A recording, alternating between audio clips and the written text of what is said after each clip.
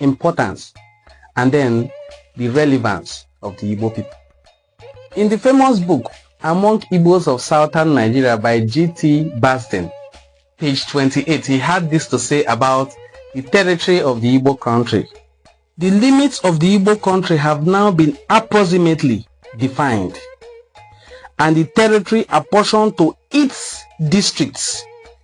A network of government stations has been established, and trading and missionary interests show evidence of vigorous prosperity.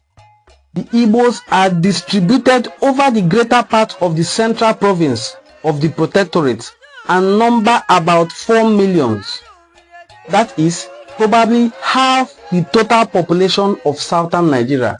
According to this document, he believes, GTS Basden believes, that Igbos occupied over half the entire population of southern Nigeria. And when we mean southern Nigeria, it includes and embraces the present day southwestern Nigeria, which is all of the Yoruba speaking people, the Beninese, and the place you now call Middle Belt. Because where you now call Middle Belt, half of which have been zoned to the north by region, were all considered southern Nigeria.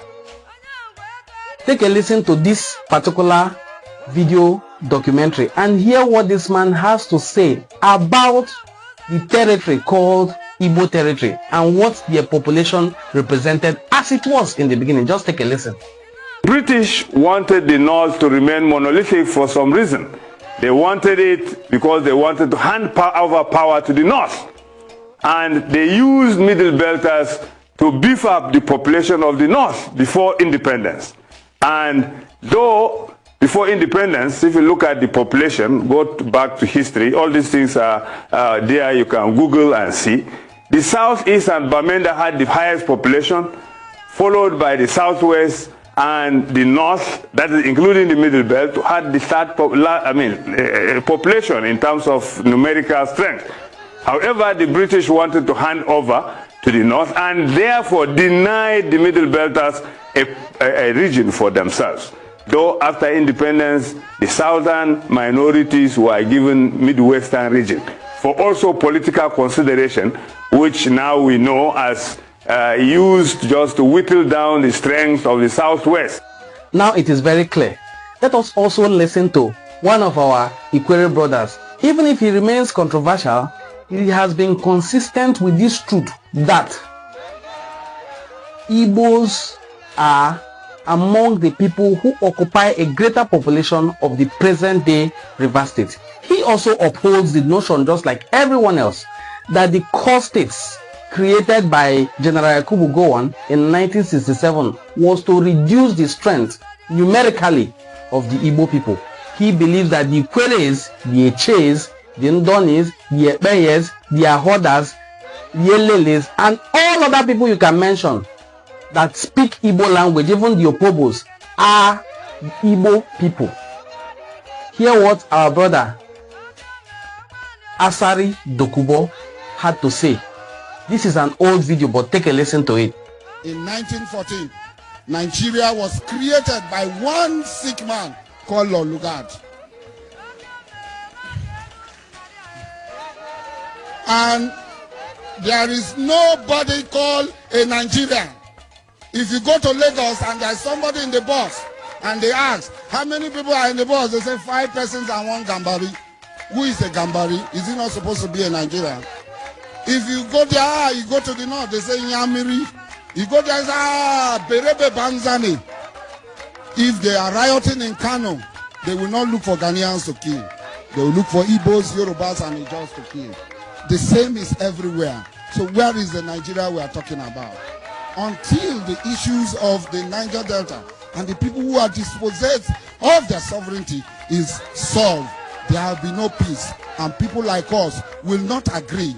Because the Bible says, and I want to quote, how can I sing the Lord God's song in a strange land? How can I, an Igbo man, be called a Nigerian and be made to sing a Nigerian national anthem when I am not a Nigerian? I live and die an Igbo man. I will never become a Nigerian or a River State man. I am not. This battle stand called River State, why was it created? To cause confusion.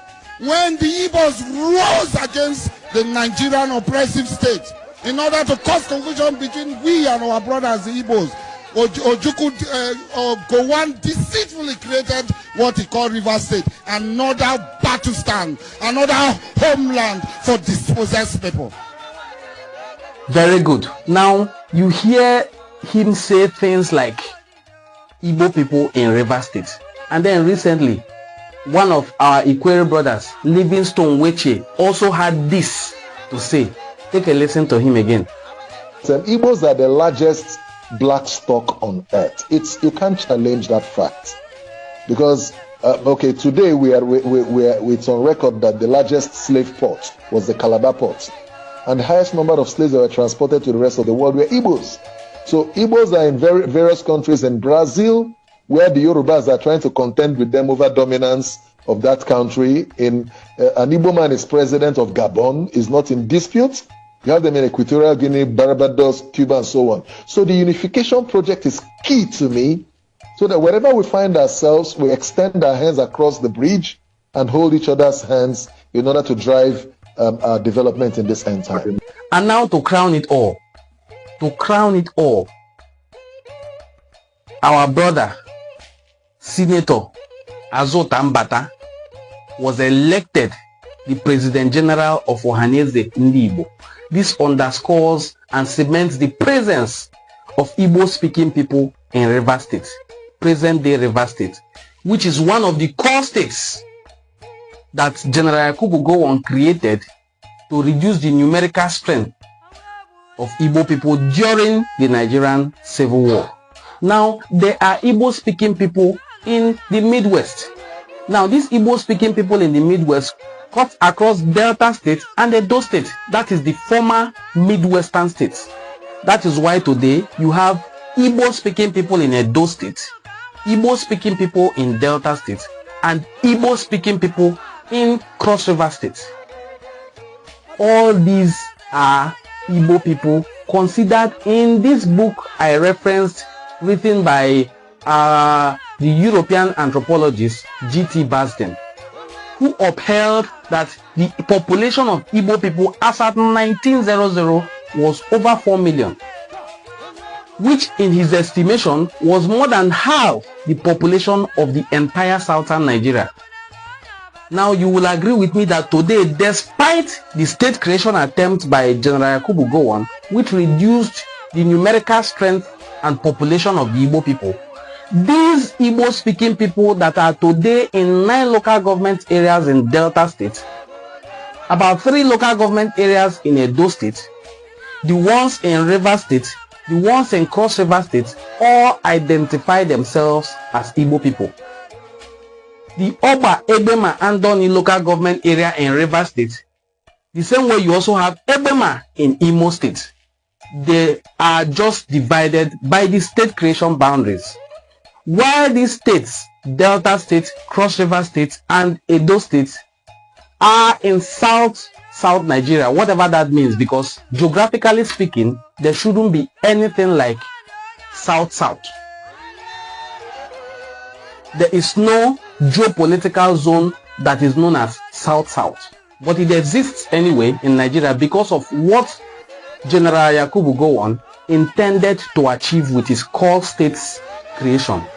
Now, the creation of these states and the removal of history from the curriculum, from the syllabus of secondary schools in Nigeria, has dealt a very heavy blow to young people who wish to understand and appreciate the history of the Igbo-speaking people. With the restoration of this history into the school curriculum, I propose that it is properly taught, that the history tailored to reduce or water down the influence and popularity and strength or glory or heritage of the Igbo people should be corrected. The true history of the Igbo speaking people should be taught in schools. There are Igbo speaking people in over 9 states in the Federal Republic of Nigeria today, but it is only 7 that are registered as members of Ohaneze Ndi Igbo. Many of these states have been removed from their kith and kin. For instance, states like Edo State should be included among the Igbo brothers, since we have majority of Igbo speaking people in the Ibanki area. During state creation, this could have been corrected if the people who created these states had understanding of the importance of history.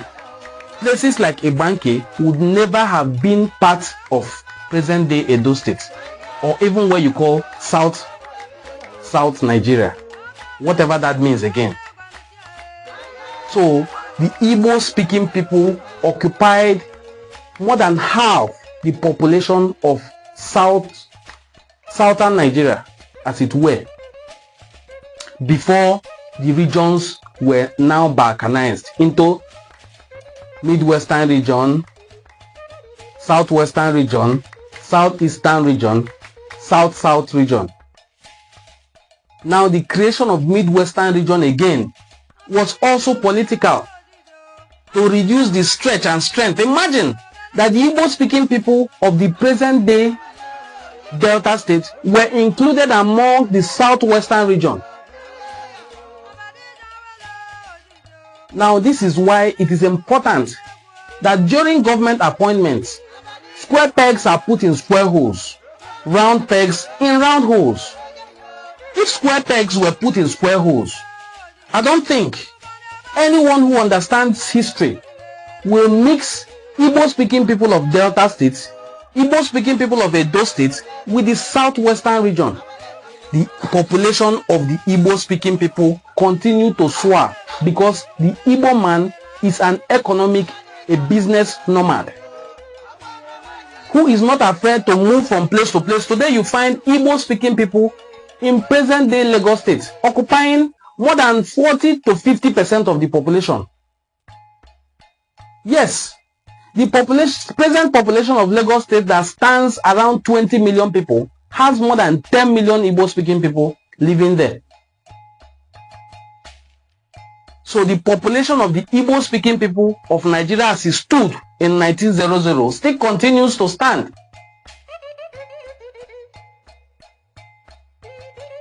Considering this, is it not right, is it not wise politically that we Igbo people unite? Politics is about numerics. It is about number. It is a game of number. The higher your number, the higher your political strength and relevance. The voting strength of the Igbo speaking people must be converted to results. Look at the present political setup of the Federal Republic of Nigeria. Where does it place the Igbo man? The president is from Southwest. The vice president is a Northerner. The president of the Senate is from Cross River State, and he boldly denies being Igbo. What is the position? What is the stake of the Igbo speaking people considering our population? This will teach you why it is a pain to these people when they see Igbo people uniting. It remains a pain to them to see the Igbo man uniting with his fellow Igbo men. We must all come together to drive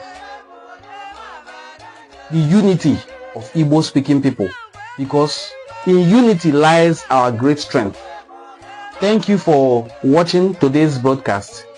Thank you for following Enu Cultural Forum. Kindly subscribe to our channel and share our videos to your audience. If you want to know where the Igbo speaking people truly occupy, check out this video I posted a long time ago. You may find it very interesting about the Igbo speaking people and why they left Benin. Take a look at this video.